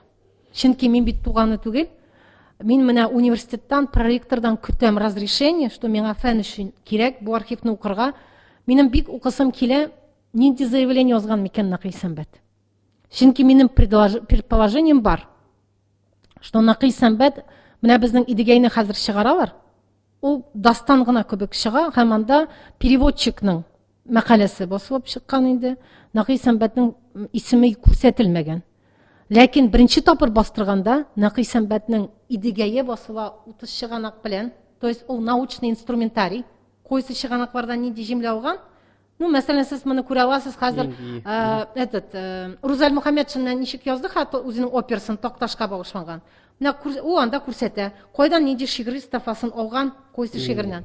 Менә шулай итеп күрсәткән дип, һәм мин уйлыйм, Нақи Сәмбәт менә шуның өчен тавышланмаган микән менә бу научный инструментарийны китапка кертергә. Минем бу предположение, чөнки Юлдус апа бу тарих турында сөйләшәсе пока минем белән килмәде. 2 сәгатьтә белмим, бәлки ул миңа шалтыратыр, минем белән сөйләшәсе килер, ләкин мин моны белгеч барак әйтәсем килә. Һәм мин бу китапны, Ринат Мөхәммәдиевның китабын, менә алар әйтәләр, без әләкчеләрне фаш итәбез дибез. Без татар әдәбиятына яңалык итеп шиир кертәбез. Бу шиирнең исеме Накислек дип әйтте моны Әлфәт абый Закирҗанов үзенең чыгышында. Накислек явлениесен ачкан кеше бит ул Ринат Мөхәммәдиев. Һәм Ринат Харис әйтте, яңалык бу әдәбиятта дип. Һәм мин әйтәм, яңалык түгел. Безнең әдәбиятта мондай әйбер булды инде. Һәм фаш итү инде булды. Моның өчен 30 елга кайтыгыз да Хади Такташның Камил дигән драмасын укыгыз. Менә анда беренче тапыр, бу Павлик Морозов тарихы, только татар варианты. Камил драмасында ачылып күрсәтә, ничек кеше малай үз гаиләсенә каршы чыгып, менә үзен дилемма өстендә тора. Язаргамы, язмаскамы донос кулак өстеннән, әтисе бит инде. Бу беренче тапыр. Һәм андары да мин сезгә бит инде әйттем, монда китаплар чыкты. Мәсәлән, шул Гури Тавлин, әйдәгез, Алык Әфәт дигән роман 90-нчы елларда. Әйдәгез, күптән түгел генә шоу килде татарлар, Язучылар союзы председательларын алмаштырганда басылып чыккан Заки Зайнуллинның китабы Кеме генә юк татарның. Һәм бөтен татар сөйнеп җирде. Иштән мин шуңа шок каттым. Равил Файзуллинга да күсәкләкте дип сөйнеп җирделәре бар. Мин көлдем моннан. Һәм бу китапка каршы мин чыктым. Һәм бу инде хәзер 4-нче тарих мин белгән. Бәлки мин әле бик күп белмимдер дә. Бу явление дип мин аны яңалык дип әйтмим. Инде без яла ягу, доносительство дигән тарих безнең менә бит инде прекраснаның образец булды, һәм мин романда кулланыр дип көткән идем. Язучы буларак моны Ринат Мөхәммәдиев Идегәй исеме кергәч. Идегәй дастанында бит бар бу, Идегәй образы, Идегәй тарихы, Алтын Урда тарихында, татар язмышында миф буларак моны анализларга буладыр, һәм монда да күрсәтергә буладыр. Дөнья кысаларында без князь Игорь белән чагыштырсак, аны күрсәтергә буладыр матур итеп. То есть мин монда яңалык күрмим. Мин монда күрәм, һәм бу романны мин рецензияда яздым. Ни өчен газетларда минем чыгышым турында бер сүз, бер җөмлә дә кертелмәгән, мин шаккаттым, что мин каршы эндәшмәдем бу романга. Мин анда как будто булмаган дип чыгардылар. Менә мин тагы да Язучылар союзын фальсификациядә обвинять итәм. Бу роман донос будущее дип бәйлим мин. Чөнки син тарихи жанр, документаль жанрга кирсәң, үзенең жанр таләбе буенча чыганаклар кулланырга тиешсең. Ләм теге имеш-мимешләргә таянып түгел. Менә мин мәсәлән Ринат абыйдан сорадым, кайда сезнең чыганакларыгыз? Ул әйтте, миндә бар 2 папка. Берсе Нигмат Хаким гаиләсенең балалар малай биргән папка дип әйтә ул, һәм Җамал Валидиның кызының хатирәләре дип әйтә ул. Шуннан мин каршы эндәшеп куйдым китап. Ул Рафаэль Мустафинның китабы, 3 телдә аны пен-клуб бастырып чыкты инде. Үлгәч Рафаэль Мустафин, анда да Җамал Валидиның кызының чыганагы бар. Сезнең икенче кыз дип мин сорау бирдем, сез анда булдыгыз. Ләкин җавап күрмәдем. Тарихи, документаль роман язсаң, чыганаклар булырга тиеш, курыкмаска кирәк моннан, судлардан, ниләрдән, син бит инде үзең язам дип чыктың. Хәзер миңа икенче әйбер әйтәләр. Ник син Накисны Нақи Сәмбәт дип йөртәсең? Ләкин бит бу китап яшьләр өчен язылмаган. Бу китап Ринат Мөхәммәдиев буның өчен язган. Һәм шуның өчен аны бөтен кеше танып ала. Чөнки бу хезмәтләр бөтен кеше белә кем язганын, һәм Накис дип кем йөрткәнен татар әдәбияты тарихында бөтен кеше беләләр. Шуның өчен мин бу романны журнал вариант дип кабул иттем. Ашыгып язган дип кабул иттем. Һәм Ринат абыйга үзенә әйттем, бик матур язып киттегез беренче новеллада. Канатларыгызны киң җәйдегез. Милләт проблемасы турында, милләт язмышы турында язабыз дип сез тотындыгыз. Бәлки безнең хәзер салкынайган климат маңа мишат итте микән дип мин аңа әйттем. Сез канатларыгызны җәеп күтәрелә алмадыгыз. Һәм бу композицияны Җамал Валидиның үзегезнең күргән, йозак тишегеннән күргән итеп күрсәттегез фән белгечен. Һәм аларны бер тактага, Нигмат Хаким белән Җамал Валидине бер тактага куеп булмый. Чөнки Нигмат Хаким фольклорчы булган, фән белгече булган. Җамал Валиди татар тарихында миңа кадерле фән белгеченә кебек. Үзенең фольклор хезмәтләре белән генә түгел, лексикография сүзлекләре белән генә түгел, аның бар 3 хезмәте татар милләте концепциясын дәлилләп чыккан хезмәтләре бар. Һәм бер җимлә минем күрәсем килде бу китапта, Җамал Валидине герой итеп күрсәтә торган. Допрос вакытында Җамал Валиди Совет властына ни өчен сез каршы дип сорагач, Совет власты киши милләтләргә каршы власть булганлыктан мин аңа каршы дип, файда китерми торган власть дип җавап биргән Җамал Валиди. У безнең өчен менә әдәбиятта бар геройлар, шундый герой с большой буквы инде, да? Каһарман. Менә Ринат Мөхәммәдиев үзенең романының каһарманына тапты бу каһарманны. У каһарман безнең милләт хәзимә Җамал Валиди. Ләкин ул аны күтәреп, милләт хәзимә итеп күрсәтә алмады. Фән белгече итеп тә күрсәтмәде. Чөнки аны гаилә күзлегеннән кичерәйтте ул шәхесне. Бала күзлегеннән, хатыны күзлегеннән күрсәтте. Бу йозак тишегеннән күрсәткән. Монда җәмәгать, телескоп кирәк. Монда киң караш белән күрсәтергә кирәк. Җамал Валиди, Нигмат Хаким, Нақи Сәмбәтләр, алар шыр корбаннары. Ләкин милләткә зур файда, зур хезмәт китергән кешеләр. Аларга менә шулай приговор диванда утырып чыгарга безнең хукугыбыз юк дип мин саныйм. Чөнки без әле милләтебезгә тырнак кебек без әле файда китергән кешеләр түгел, ашыкмаска кирәк, фаш итергә. Бу чордагы яшәгән кешеләрне. Менә Донской рассказы бар Шолоховның, һәм шунда бар эпиграф кебек кулланган. В годину смуты и разврата не осудите братья брата. Без ул чорда яшәмәдек. Менә мин сезгә безнең чор белән чагыштырырга бер мисал китерәм. Менә мин фән белгече. Бүген мин КФУда эшлим, университетның доценты. То есть минем бар трудовой договор. Мин буйсынырга тиеш үземнең җитәкчемә. Февральның башында Министерство образования чыгарды приказ. Бу приказ буенча фән белгечләре иностранецлар белән контактка чыкканда 10 көн элек үзенең работодательга хат язарга тиеш һәм рөхсәт алырга тиеш. Нәрсә өчен ул контактка чыга? Һәм тагы үзенә бер свидетельне алып, бу встреча вакытында 3 көн эчендә отчет язарга тиеш. Менә мин хәзер фән белгече, буйсынырга тиешме мин моңа? Юкмы? Трудовой договор буенча һәм приказ буенча мин бит бу министерствоның әгъзасы буларак, подчиненный буларак эшләргә тиеш. Һәм мин мондый документларга турырга тиеш по служебной записке. 10 елдан минем служебный записка бар. Мәсәлән, менә мин 20 октябрьдә элегенә барып кайттым, венгерский консульство мине чакырды үзенең приемга. Мин язам, мәсәлән, свидетель булып әйтәм, анда күп иностранецлар булды. Моны хәзер без ничек менә бәйлибез 10 ел көннән. Мин донос языйм, фәлән кеше белән, мәсәлән, Искандер Гыляҗев белән бер стөл янында утырдык, чәй эчтек. Аяз Гыляҗев турында сөйләштек. Венгер консулының яңа консулы белән таныштык. Аяз Гыляҗевның Балтакым кулында романын Венгриядә бастыру турында сөйләштек.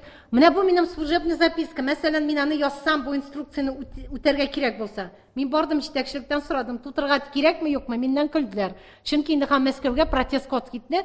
Теге ученыйлардан, что вай эш алып бармый. Менә ашыкмаска кирәк. Мондый тарихларда, менә мондый нукталар ясарга. Мин бер кешене яклап чыкмыйм. Ләкин мин Казан утларына протест белдерәм. Мин аны баш редакторга үзем шалтыратып әйттем. Һәм мин Казан утларынан сорыйм. Ашыктан ашык миңа бу мәгълүматны әйтмиләр. Бу романның кем рецензентлары булган? Алар тарихка кирип калсыннар бүген. Яшермәсеннәр, менә мин чыктым тарихка үз исемем белән, псевдоним белән мәкаләләр басмадым, үзем торып фикеремне әйттем. Һәм бу да ир егетләрме, хатын кызлармы, фән белгечләре үз исемнәре белән чыксыннар. Без менә бу романны бастырырга рөхсәт бирдек. Һәм аның эстетик, фәнгә булган кыйммәте менә шулай бәйрәдек үзебез рецензияларыбызда. Үз исемнәре белән тарихка керсеннәр бу кешеләр. Кем Накый Сәмбәткә кул күтәргән? Керсеннәр. Менә бит мәсәлән Рузан Мөхәммәтшин Токташның яңа концепциясын бастырганда, ул бит псевдоним кулланмады. Рузан Мөхәммәтшин белән тарихка керде. Һәм монда да рецензентлар, язучылар булганнар, фән белгечләре булганнар. Чыксыннар да үз исемнәре белән үз фикерләрен әйтсеннәр.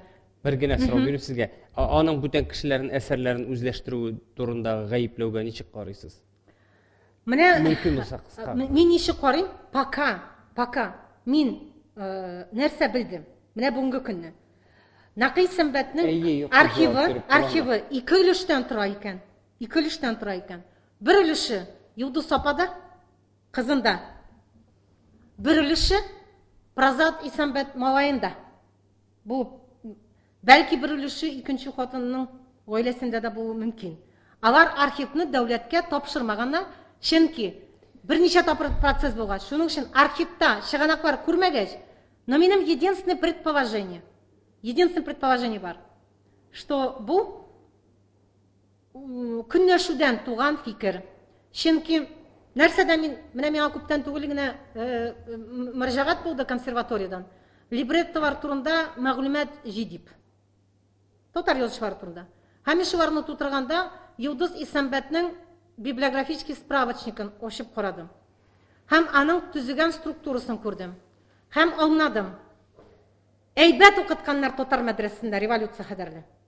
Һәм бу әйбәт укытуның нәтиҗәсен бу мәдрәсә бетергән укучыларның балаларында да бу сәләт, аналитик сәләт күчү гәнен мин күрдем. Менә мин күрәм, Галимҗан Нигъмати Уфада укыган һәм Йолдыз Нигъматуллина. Һәм шул тактика буенча эшли фән эшендә, почерк научный. Накый Сәмбәт бөтен сүзлекләрен карап чыктым, аның фәнни мәкаләләрен укып чыктым. Һәм Йолдыз Исәмбәтнең справочнигын, бер методология, һәм мин ясыйм предположение. Безнең библиографик эшнең менә нигезен инде татар җәдид мәдрәсәләрендә бик нык куйганнар, һәм бу практика гаиләдә дә үскән балаларына да бараны передавать иткәннәр. Һәм Накый Сәмбәт бур дип мин әйтә алмыйм, чөнки ул бик белемле кеше булган, һәм моның нәтиҗәсе күптән түгел генә миңа килде хат Башкортстаннан, Сукыр Фарах китабы турында. Мин Сукыр Фарах китабын китапханәдә тапкан идем, ләкин кириш сүзен тәрҗемә итәргә мин гарәпчә укымыйм, ирем укый. Ирем минем эшли бик, тәрҗемә итмәгәч, бу абый миңа Сукыр Фарах белән шикәнләгән, миңа бу кириш сүзне җибәрде. Һәм мин инде күрәм, 28нче елда Накый Сәмбәтнең әдәбиятка фикере үзгәрмәгәнен, һәм аның тәләпләре менә үләр алдыннан да бер булганын, һәм шунда 20нче елларда да бер булганын. Ул энциклопедик белемле белгеч. Бер кешенең дә чыганакларын ул улламаган. Мин сезгә күрсәттем, менә килегез бу сүзлекне ачыгыз да карагыз, аның инструментарии бар. Монда Җәмал Валидигна түгел бит, анда кем генә юк. Березин, Иванов, Кукляшов, Махмутова, Яхья Халитов, Шариф Хусаинов бар, кем генә юк. Бурвак түгел бу. Идегәйне бастырып чыгарганда 30 чыганак күрсәтә. Бу текстолог хезмәте. Текстологның эше шоу. Каян алганын күрсәтү, үзләштерү. Бу менә аналитик эш ул. К сожалению, бездә татар фән белгечләре арасында мондай аналитик белемле кешеләр бик әз. Безнең менә фән әллә ничек менә әйтәм бит, йозак тишегеннән карыйбыз без. Вак фактлар белән эшлибез. Гыйлемләштерү бездә юк. Менә безнең әдәбият белгечләреннән мин кемне аерып аласым килә. Галимҗан Нигъматиның кызы Йолдыз безнең Нигъматуллина. Йолдыз Галимҗановна. Аның белән тиң фән белгече таба алмыйм мин. Менә мин укыган кеше. Һәм шуның өчен үзләштергән дип үзләштерсә, Накый Сәмбәт аны күрсәтергә тиеш һәм күрсәткән, һәм без аны күрәбез. Ул не претендует на авторство. Составитель автор научных статей. Һәм менә монда татар мәкаләләре генә сез хезмәтен күрсәгез, бу диссертацияга тиң әйбер. Ләкин диссертация бишара дип мин хәбәйлим Нәкый Сәмбәткә. Шундый ул бу сүзлекләрне бастырам дип ашыккан. Ул доктор булырлык, академик булырлык кеше булыры, үзенең карьера өчен кайгырса, аның үзенең биографиясе тәртип булыр иде. Аның архивы тәртипкә кирәк булыр. Үлгәнче ул бу байлыкны, җыйган байлыкны әйе, алар саклап калганнар. Мәсәлән, та бер мисал китерәм. Алса да берәр кешенең чыганагын, мин сезгә бер мисал китерәм Аяз Гиләҗев гаиләсе тарихыннан. Аяз абыйның әтисе малайын кулга алгач, гарәп шрифтындагы бөтен китапларын юкка чыгара. Китапларның да түгел, укытучы курыккан, укытучы булып эшләгән бит ул. Шәҗәрәсен дә яндыра. Нинди курыккан? Нәкый Сәмбәтнең архивында бөтен нәрсә сакланган. Белгән бит җидегәннән соң тапсалар моны иде, бер бит кумган хәрефләр белән язган битне тапсалар да стенкага куясын. Ләкин ул милләт тарихы өчен саклаган. Һәм анда чыганаклар бар дип җиртәләр. Һәм аны сез күрә аласыз. Менә бу китапны ачсагыз, рәхмәт бу библиографик сүзлекне төзегән кешеләргә. Мәкаләдә, Исәмбәт турында мәкаләдә астында Нәкый Сәмбәтнең заявлениесе, архивында нәрсә булганын күрсәтә торган. Һәм минем бу источникларны куя куйганнар микән? Гаилә әгъзалары, татар китап нәшрияты куя куйган микән? Дип сорау куясым килә. Чөнки монда ярылып ята. Борынгы татар әдәбияты тарихы буенча хезмәтләр һәм хрестоматияләр. Барлыгы 4 томда, күләме 200 басма табак. Татар мәдәнияты тарихы күләме 50 басма табак. Мифология һәм ырым юлалар күләме 50 басма табак. Татар халык мәзәкләре махсус җыентык күләме 50 басма табак. Этнологик сүзлек күләме 50 басма табак. Аңлатмалы сүзлек 4 томда 200 басма табак. Нәкый Сәмбәт мондый заявление язган, значит, аның архивында бу әйберләр булган. Чөнки безнең бүгенге язучылар әле роман язмаганнар. Роман яздым дип йөриләр сызгырып.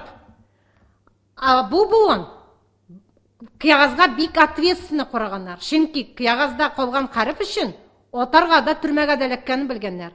Кайда микән менә бу байлык дип сорасым килә. Нәкый Сәмбәт гаилә әгъзаларыннан, татар китап нәшрияты хезмәтчеләреннән, чөнки Нәкый Сәмбәт үлгәч указ чыга. 30 томлык аның мирасын бастырып чыгарган. Һәм машинистка өенә җиргән, басып җиргән. 15 папка туплаган дип миңа әйткәннәр. 2 кеше әйтте. Ләкин бу папкалар кайда икәнлеген миңа татар китап нәшриятында юк дип җавап бирделәр.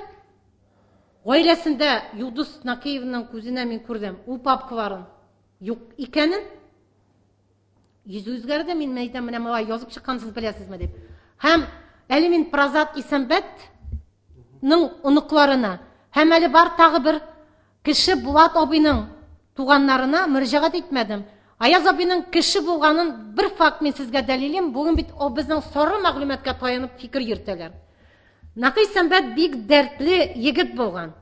Ул Давид Юлтай квартирынан күченгәч, Гендулла Газизуллин йортына квартирант булып кергәч, Гендулла Газизуллинның хатынын гаиләдән урлап алып китә. Мәхәббәт туа Гөлсем апа арасында. Мин башта подозрение булды, минем әллә балага узганда шуның өчен ирен ташлап чыгып киткәнме дип. Ләкин бала 27нче елда гына туа. Брак свидетельствосы 24нче елда туа. 20нче ош елларда Нәкый Сәмбәт яраткан хатын-кыз өчен 2 баланы үзенең өстенә ала. Берсе аның Булат исемле малай, Гендулла малае. Икенчесе Зөлхы дигән кыз. Ул вообще детдом баласы. Менә бу 2 бала белән фаҗига күрә ул баш тартмый бу балалардан. Күйәүгә бирә бу үзенең приемный кызын. Булат абыйның кем икәнен үзкәнен обкомда мәдәният секторының җитәкчесе, безнең министр дәрәҗәдәге кеше. Сез аны беләсез, Булат Газизуллин дип. Ләкин ул Гендуллыч түгел, сез аны ачып карасагыз. армияда хезмәт иткәндә, училищега военный буласы килгән иде. Миннулович дип язганнар отчествосын. Партия лестницадан менгәндә, аңа әйтәләр инде, мин әтинең исемен кайтарасым киләм дип язгач, ярамый дип Батыев аңа әйткән, син 53 елда башың кайда синең, хәзер син үзең төрмәгә эләгәсең, специально ясагансың дип, бу үзгәртүләрне үзенең әтиеңне күрсәтмәс өчен һәм Накыйсәнбәттән качу өчен. Менә шулай тарихка ул Булат Миннулович Газизуллин булып, бу Накыйсәнбәт тәрбияләгән шәхес безнең асыл зат дип инде милләт хадимә дип бәйлим мин аны. Һәм Галимҗан Нигъмәтинең дә, Накыйсәнбәтнең дә гаиләләре нык балаларын әйбәт тәрбияләгәннәр. Һәм аларга күсәк күтәргә әле безнең көчебез җитмәс дип мин беләм. Чөнки чыганаклар аларны яклап чыга. Рәхмәт сезгә. Татар-информ. Компьютер, планшет, смартфонда. Яңалыклар, фикер, күзәтү.